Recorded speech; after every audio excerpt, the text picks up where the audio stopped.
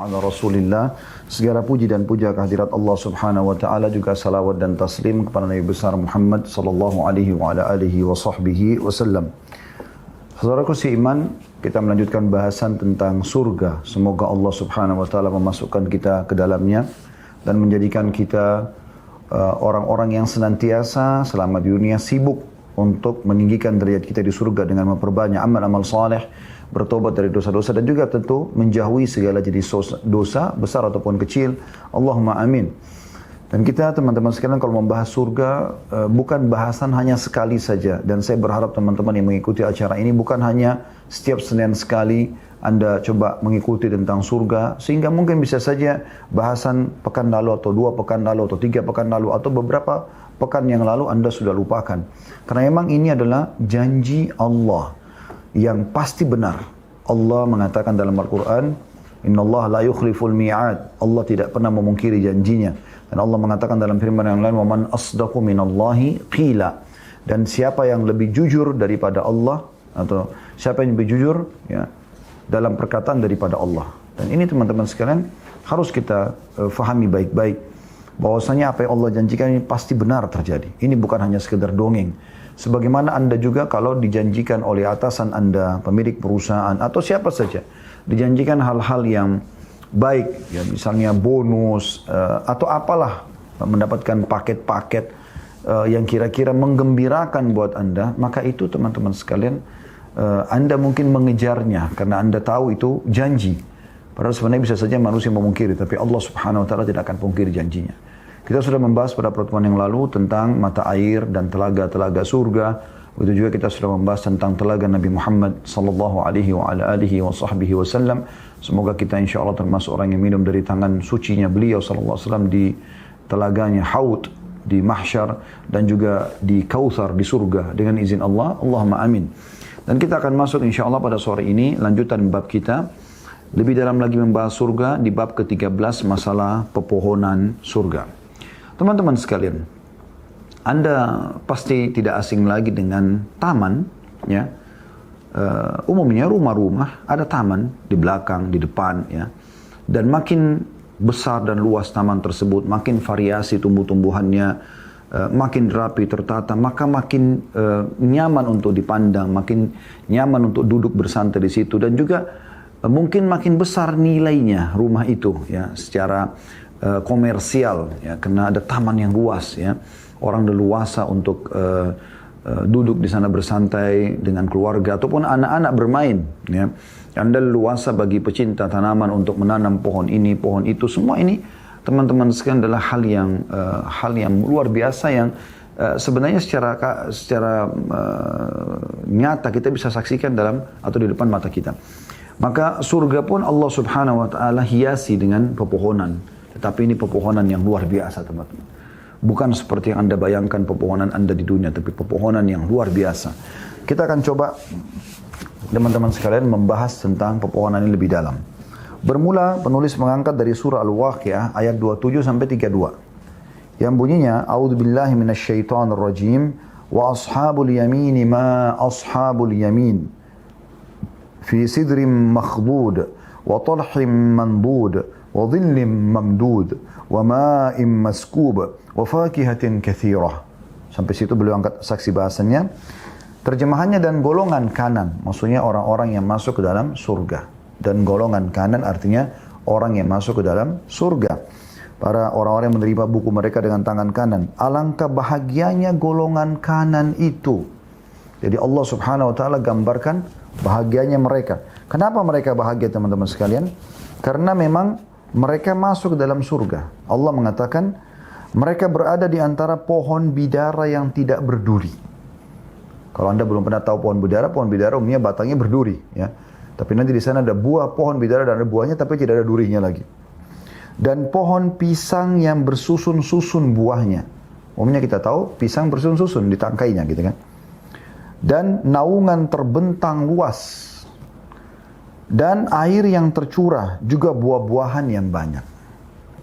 Nah, jadi ini sudah berkumpul semuanya, sumber kemakmuran di taman, ya.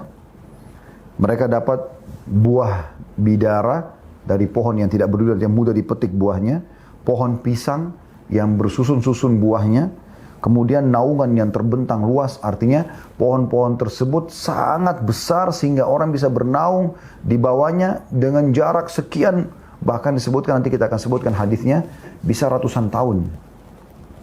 Begitu juga dengan air yang terus tercurah, bukan hujan, tapi ada mata air di sekitar pohon-pohon tersebut yang setiap saat ahli surga bisa menikmati sejuknya air tersebut, apakah minum ataupun ya menggunakan untuk kebutuhan yang lainnya, ya.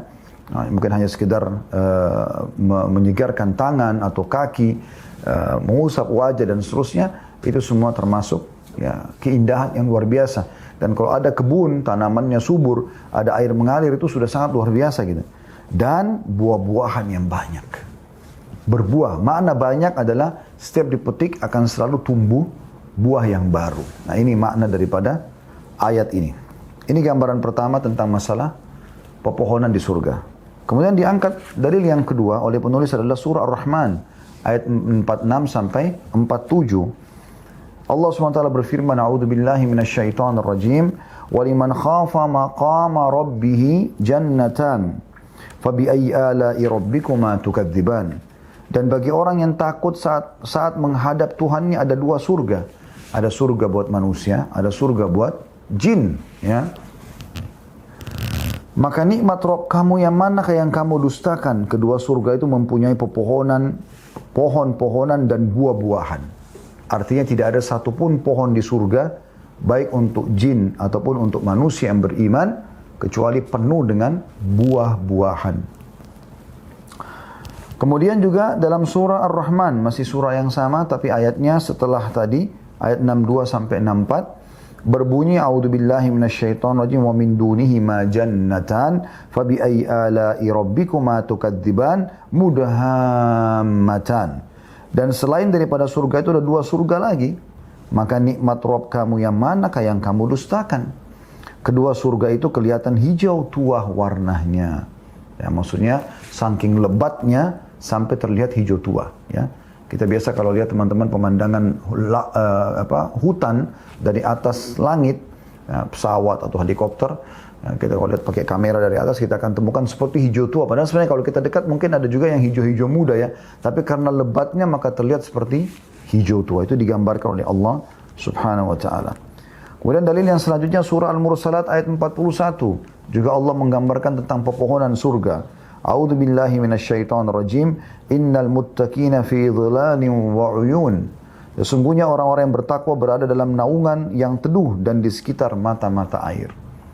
Jadi naungannya teduh sekali, ya, rindang gitu, ya, dan juga banyak air yang mengalir gitu.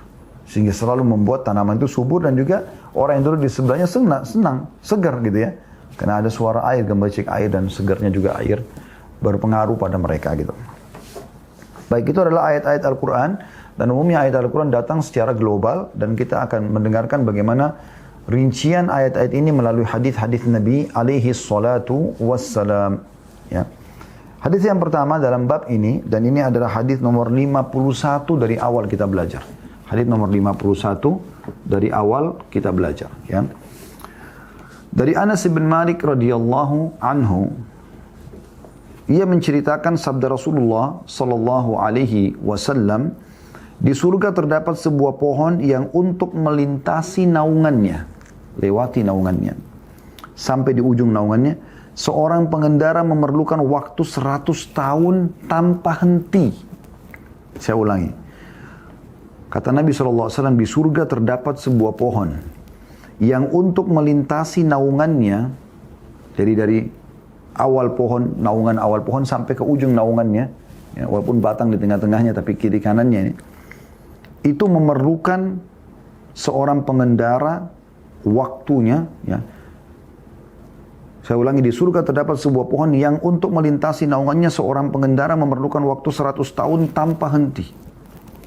Jika kalian suka, bacalah, dan naungan yang terbentang luas dan air yang tercurah. Maksudnya tadi surah, ya, Al-Mursalat ayat 41, ini tafsirnya. Perkataan Anas bin Malik ini, hadis Nabi SAW ini menjelaskan tafsir surah Al-Mursalat ayat 41 tadi. Ya. Ya, di sini hadis ini diriwayatkan Bukhari jilid 6 halaman 319. Ya, bagaimana digambarkan kalau pohon di surga itu bukan lagi kayak pohon kita. Pohon kita mungkin, anggaplah naungannya mungkin 10 meter, kalaupun pohon-pohon yang besar ya, anggap 20 meter. Udah nggak mungkin, satu pohon ini, satu pohon. Kalau ini 100 tahun berjalan, Anda bisa bayangkan. 100 tahun berjalan, ikhwas sekalian. Ini hal yang luar biasa gitu ya. Itu butuh 100 tahun mengendarangi pengendara kuda, baru bisa melewatin naungannya satu pohon saja. Hadits yang kedua yang menjelaskan masalah ini adalah hadits Abu Sa'id Al-Khudri radhiyallahu anhu. Beliau meriwayatkan sabda Rasulullah sallallahu alaihi wasallam, di surga terdapat sebuah pohon yang dilintasi seorang penunggang yang lihai, lagi cepat selama 100 tahun tanpa henti. Jadi di sini lebih dirincikan lagi. 100 tahun menunggangi kuda, kita tahu kuda bagaimana cepatnya ya, dan ditunggangi oleh penunggang yang lihai. Hadits ini diriwayatkan oleh Bukhari, jilid 11 halaman 416, Muslim jilid 17 halaman 167. Itu juga hadis selanjutnya, hadis nomor 50, hadis nomor 53 dari awal kita belajar. Asma binti Abi Bakar radhiyallahu anhu menuturkan, aku mendengar Rasulullah sallallahu alaihi wasallam menyebutkan Sidratul Muntaha seraya bersabda, untuk melintasi naungan dahan-dahan dari pohon surga, seorang pengendara memerlukan waktu 100 tahun. Atau beliau bersabda sallallahu alaihi wasallam, bernaung di bawah dahan-dahan pohon itu 100 pengendara. Hamparannya terbuat dari emas, buahnya laksana puncak gunung. Hadis ini riwayat Tirmidzi jilid 4 halaman 86 dan dinyatakan hadis ini hasan sahih. Anda bisa bayangkan teman-teman, jadi bagaimana melintasi naungannya 100 tahun, pengendara lihai ya, dan mahir, kemudian hamparannya terbuat dari emas. Bisa bermakna batang pohonnya, atau memang hamparan satu pohon itu di bawah naungan pohonnya. Biasanya kan kita tanah, daun-daun yang guguran. Ini enggak, emas hamparannya yang dilewatin itu. Plus lagi buah-buahnya laksana puncak gunung. Artinya dia menggerumbul gitu kan, banyak terus mengerucut gitu. Jadi kayak gunung tapi dibalik gitu. Itu bagaimana luar biasanya itu. Banyaknya ya buah-buah di situ yang bergelantungan. Hadis selanjutnya nomor 54 dari Ibnu Abbas radhiyallahu anhuma. Ia menceritakan pohon kurma itu ya, pohon kurma di surga ya, akarnya dari zamrud hijau. Akarnya dari zamrud hijau. Batangnya terbuat dari emas merah. Pelapahnya adalah pakaian untuk ahli surga. Darinya terbuat pakaian dan gaun mereka. Dan buahnya sebesar tempayan dan timba. Yang warnanya lebih putih daripada susu. Rasanya lebih manis daripada madu. Dan lebih lunak daripada buih. Tidak ada bijinya. Tidak ada bijinya. Hadis ini diriwayatkan oleh Ibn Abi Dunya secara mauquf dan sanadnya bagus sebagaimana yang dikatakan oleh Hafidz Al-Mundhir dalam Kitab At-Targhib jilid 6 halaman 295. Ini luar biasa teman-teman sekalian. Saya ulangi lagi, kalau Ibnu Abbas radhiyallahu anhu menceritakan, perhatikan baik-baik ciri surga yang Anda dijanjikan, dan demi Allah ini benar. Anda akan dapatkan selama Anda patuh. Resepnya cuma patuh. Taati Allah, kerjakan perintah yang wajib dan yang sunnah. Nikmati yang halal, dan halal lebih baik daripada yang haram, dan jauhi yang haram juga yang dilarang. Udah. Selesai. Anda meninggal masuk di sini. Ini janji nggak mungkin salah. Pohon kurma surga itu akarnya dari zamrud warna hijau. Di mana di dunia ada pohon akarnya zamrud? Nggak mungkin. Zamrud itu permata yang paling mahal, sangat mahal. Tapi di surga pohonnya itu akarnya itu zamrud. Tidak cukup di situ. Kan kalau secara rasional, kalau zamrud akarnya berarti pohonnya juga akarnya berarti dahannya juga, batangnya dan dahannya juga kan zamrud. Ini enggak.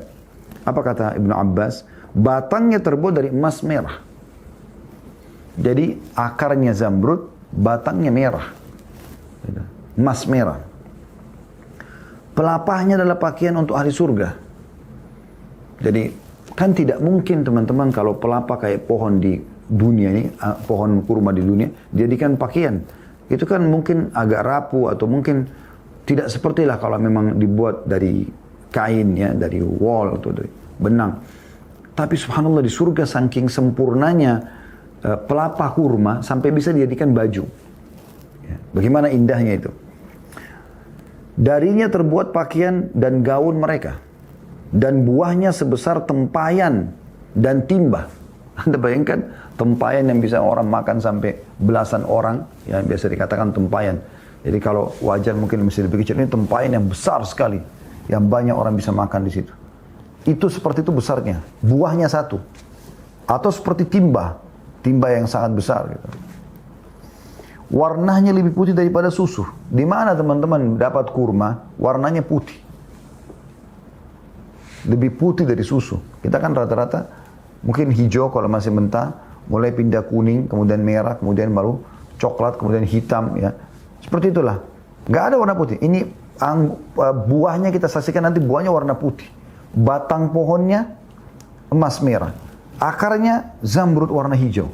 Kemudian dikatakan dan dia lebih manis daripada madu. Rasanya lebih manis daripada madu. Tidak akan pernah ada kurma. Walaupun kurma manis, tidak ada lebih manis dari madu. Tapi di surga nanti lebih manis daripada madu. Dan lebih lunak daripada bui. Bui kan, ya Anda lihat busa-busa yang di laut. Ya, kalau habis dihampar oleh ombak. Kan lembut sekali. Lebih lembut daripada itu. Dan tidak ada bijinya. Nah, ini sulit untuk digambarkan memang. Ya, makanya pada saat Musa alaihissalam menanyakan kepada Allah subhanahu wa ta'ala, ya Allah, siapakah penghuni surga yang paling rendah? Maka Allah subhanahu wa ta'ala menyebutkan tentang keutamaan yang diberikan pada mereka. Seperti raja-raja dunia ya. Kemudian kata Musa alaihissalam, kalau itu orang terendah di surga, bagaimana dengan orang tertingginya? Maka kata Allah subhanahu wa ta'ala, mereka adalah orang-orang yang aku tanamkan kasih sayangku kepadanya. Dan juga mereka akan mendapatkan apa yang belum pernah mata lihat, belum pernah didengar oleh telinga, dan belum pernah terlintas dalam hati manusia. Memang semua di sana tidak mungkin. Anda kalau lihat tidak mungkin Anda pernah di dunia. Seindah apapun pemandangan di dunia yang sudah Allah ciptakan pun, dari pemandangan yang indah, gunung-gunung, lautan, segala macam, tetap di surga akan lebih indah. Dan semua di sana belum pernah Anda lihat. Semua Anda dengar dari suara yang indah di sana, nanti tidak ada teriakan, tidak ada ribut, tidak ada bising, semuanya suara indah belum pernah Anda dengar sebelumnya. Dan semua ada di sana nanti, istananya, tanahnya, dan belum pernah terlintas di hati manusia. Nggak pernah ada di benak kita. Nggak akan pernah ada ide melakukan itu seperti itu di dunia. Selanjutnya hadits nomor 55. Abu Sa'id al-Khudri radhiyallahu anhu menuturkan sabda Rasulullah SAW, sangat mengagumkan sebuah pohon di surga. Tingginya sejauh perjalanan 100 tahun, pakaian ahli surga keluar dari mayangnya. Hadis ini riwayat Ahmad dan dihasankan oleh Al-Albani dalam Sahihul Jami' nomor 5523. Ya. Sungguh mengagumkan pohon di surga. Bagaimana bukan mengagumkan kalau seperti ini teman-teman sekalian. Tingginya perjalanan 100 tahun. Tadi kan naungannya ya, lebarnya 100 tahun. Ini tingginya pun 100 tahun juga. Coba Anda bayangkan. 100 tahun lebar naungannya, 100 tahun tingginya. Bagaimana itu? Artinya kalau ada pohon tinggi 100 meter aja di dunia ini, sudah dianggap tingginya luar biasa gitu. Ya. Bagaimana dengan kalau tingginya 1 bulan, 30 hari orang jalan baru bisa sampai ke ujungnya. Ini 100 tahun baru sampai ke puncaknya. Bagaimana itu? Memang belum pernah terlintas dalam benak manusia. Kemudian hadis selanjutnya nomor 56, masih dalam pohon-pohon surga. Abu Hurairah radhiyallahu anhu meriwayatkan Nabi SAW bersabda, tidak ada satu pohon pun dalam surga kecuali batangnya terbuat dari emas. Hadis ini riwayat Ahmad dan disahihkan oleh Al-Albani dalam Sahihul Jami' nomor 5523. Tidak ada satu pohon pun kecuali batangnya pasti dari emas. Anda bayangkan bagaimana itu? Ya. Emas, tidak mungkin ada pohon di muka bumi dari emas. Tapi tumbuh, berbuah. Kuasa Rahman, kuasa Allah yang Maha Pengasih. Hadis nomor 57. Abdullah bin Amr bin As radhiyallahu anhu meriwayatkan sabda Nabi SAW, induk aroma surga adalah belas kasih. Hadis ini riwayat At-Tabarani dalam Al-Kabir dan disahihkan oleh Al-Albani dalam Sahih atau silsilah hadis Sahih nomor jilid 3 halaman 407. Ini induk aroma surga adalah belas kasih. Ya. Kemudian hadis yang terakhir dalam bab kita nomor 58 dari awal belajar, Abdullah bin Mas'ud radhiyallahu anhu meriwayatkan atau menuturkan sabda Rasulullah SAW, aku bertemu Ibrahim pada malam Isra'ku. Maka beliau berkata, wahai Muhammad, sampaikan salamku pada umatmu dan kabarkan pada mereka bahwa surga itu tanahnya harum. Tanahnya aja harum. Airnya menyegarkan. Surga itu lembah yang subur. Dan tanamannya adalah subhanallah, alhamdulillah, wala ilaha illallah, wallahu akbar. Riwayat Tirmidzi dan dihasankan oleh Al-Albani dalam Shahihul Jami' nomor 5028. Nah, ini luar biasa teman-teman sekalian. Ya. Harusnya diperhatikan baik-baik dan harusnya menjadi target pengejaran kita ya. Jadi Ibrahim alaihissalam bersabda kepada Nabi SAW pada saat ketemu, wahai Muhammad, sampaikan salamku pada umatmu. Ini menandakan memang ada kehidupan teman-teman setelah kematian. Ada kehidupan setelah kematian dan bagaimana Allah Subhanahu wa taala memudahkan Nabi Muhammad SAW pada saat sedang mi'raj ke langit, beliau bertemu dengan ayahnya Ibrahim alaihissalam, ayahnya beliau Nabi Ibrahim alaihissalam ya. Dan bagaimana Ibrahim alaihissalam memastikan kepada kita semua umatnya, sampaikan salamku kepada umatmu. Berimanlah orang yang beriman dan kufurlah kepada orang yang kufur, dan semoga kita termasuk orang yang beriman. Artinya apapun yang disampaikan baginda Nabi SAW kita yakini. Udah. Memang betul ketemu dengan Ibrahim SAW dan betul Ibrahim AS telah mengirim salam kepada kita. Maka kita menjawab salam tersebut ya, kepada beliau alaihissalatu wassalam. Lalu beliau titip pesan, dan sampaikan kepada umatmu hai Muhammad. Nah, apa sampaikan? Kabarkan pada mereka bahwa surga itu tanahnya harum. Di mana ada tanah harum teman-teman sekalian? Tidak ada di dunia kecuali di surga. Surga tanahnya harum. Jadi kalau tanah keluar harum berarti sesuatu yang luar biasa. Tanahnya harum. Jadi setiap kita lewat kita selalu cium bau wangi-wangian. Di seluruh surga tanahnya semuanya harum. Airnya menyegarkan. Tidak ada lagi air terlalu dingin. Tidak ada juga air panas. Air yang segar. Sebagaimana kita tahu juga di sana itu tidak ada lagi panas, tidak ada lagi dingin. Gitu kan? Semua sejuk. Maka airnya pun sejuk. Jadi tidak membuat orang sampai kedinginan, tidak juga membuat orang ya merasa kepanasan karena panas, tidak. Dia memang sejuk. Kemudian lembah surga itu lembah yang subur. Subur sekali surga itu.